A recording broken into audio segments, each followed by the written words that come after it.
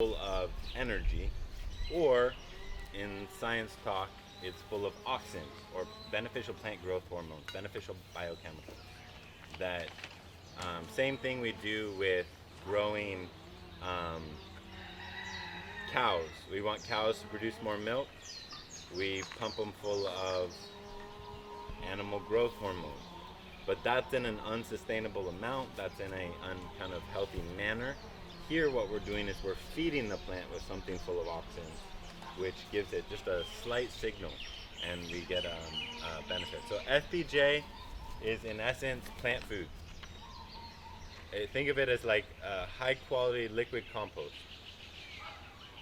But because it's fermented, the nutrients are micronized so they can be taken up through the foliar tissue of the plant. OHN is prebiotic or antipathogenic herbs, so ginger, garlic, licorice root, cinnamon bark, and angelica root. And all of those are known all over science as antipathogenic or having antipathogenic qualities. They're put into a tincture with alcohol that enables a little bit of circulation. Who's watched Mythbusters? Anybody watch Mythbusters? Okay, so Mythbusters, one of their episodes in like real snow country back in the day, like traditional thing, if there was an avalanche and somebody might have been stuck in it, they get the Saint Bernard with a barrel around its neck, and inside the barrel get brandy, bottle of brandy, and they send the Saint Bernard out to go find the person.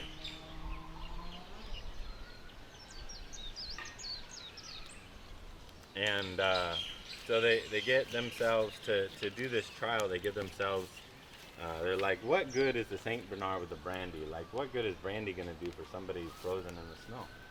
So they get in this big, giant freezer, and they start drinking. One of them starts drinking, and they got this, like, readout of their heat, their body heat. And so when they do one, they just sit in there for a long time, no drinking. And what happens is their core, their middle of their body, their torso stays really hot, and their arms start to get cold, and their legs start to get cold. And so that's the body preserving your core temperature while getting your extremities lose circulation. And that's to keep your vital organs going. Your body's doing a self-defense, right? But when they started drinking in the freezer, drinking the brandy, they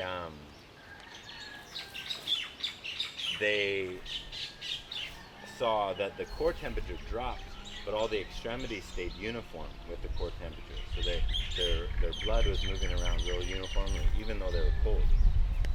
So they're like, well, that would basically kill you faster if you drank brandy in the snow. They're like, but you got this big warm blanket, Saint Bernard, that sits on you, and he's trained to sit with you when he finds you. So you drink the brandy so you don't get the frostbite, and you hug the Saint Bernard. But in animals, plants, it's all the same. A little bit of alcohol causes our circulation to be promoted or furthered. We move our blood more readily. So that tiny bit of alcohol helps with the circulation or the uptake of the nutrients when applied, and puts in a antipathogenic, which is promotes health or prevents against disease. Some people say because of the garlic and the OHN, they also get a bug resistance. But there is a whole pesticide suite with natural farming too. Really good pesticide suite. Vinegar, brown rice vinegar, has a pH buffer. It takes our pH down just a little bit. We want to stay around 7, and if we can go a little below 7 to like a 6.5. But really it's a very small pH buffer, so generally we're just buffering down mineral-rich water that might be higher, like an 8, keep it down at a 7. It also has rice vinegar or grain vinegars have an alkalizing property, even though they're an acid. So there's a complex food in here for our plants as well. I want a picture of that next time. Oh, we need a picture. Yeah, so that's what some of these are. OHN, vinegar. This is kind of your base food.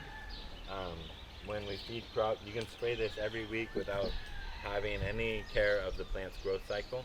It's just constant food you can spray weekly and get a benefit. So if you do nothing else, foliar and just that, it works. But we'll make FPJ. We're not going to make OHN. I do have, these are all, there's free YouTube videos that teach you how to make them. So we'll make them together so we get the nuance, but you can also review with just the YouTube. Okay, today we can make some FPJ. That might be the next fun thing to do. And we'll talk about kind of what we're selecting for. We can actually harvest some things and make some stuff we picked. Mayan got us a group of some comfrey that she harvested before the sun. So with FPJ, what we want to do is harvest it before sunrise, because plants are in a different nutrient movement scenario before the sun comes up. Once the sun comes up, all the plants enter, they start to go into photosynthesis, they respirate, they're regulating their body temperature, and nutrients start to move into growing purposes. Whereas at night, or throughout the night, they take all the nutrients they've accumulated and the stuff they did during their workday, if you will, and they move it into the growing tips, they move it into spaces where they're going to get ready to use it in the morning. So harvesting the new growing tips first thing in the morning, it's like getting the most vital stage of that plant and time. You know what, you got more energy in the morning or in the afternoon? Yeah, same with plants. That morning growth, we get a better plant food when we harvest in the morning. So I will draw what we'll do, and then we'll go and do it. Should I bring the materials all here? Yeah, we have the cutting board and the knives and everything. Yeah, we'll do it all on this, but we'll also harvest some more together. So FPJ,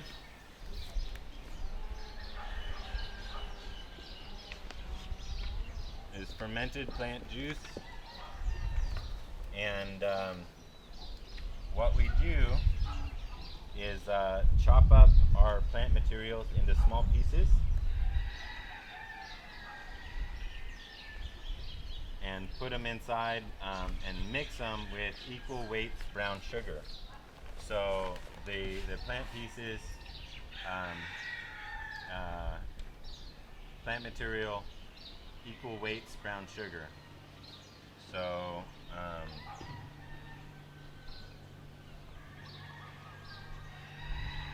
added together in here, mixed together, and then we always do, we leave a 1/3 or 1/4 airspace approximately.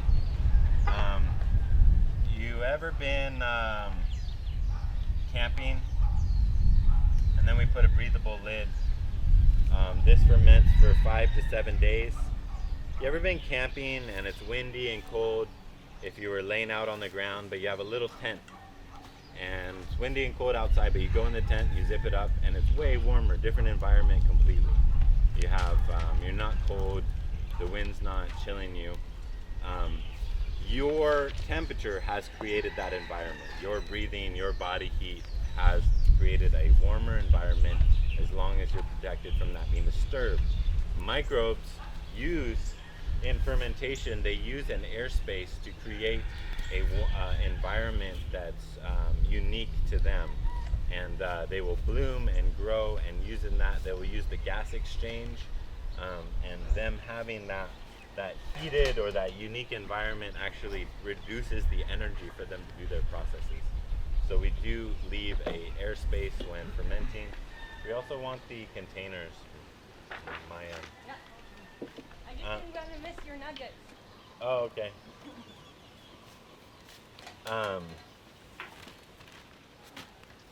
So what we can do is, she got some comfrey before the sun came up, and ideally we want to get the material before the sun comes up, but we can also just go grab some. So maybe we can get a banana flour maybe some green mango, um, and something else. One other thing that looks vibrant or strong.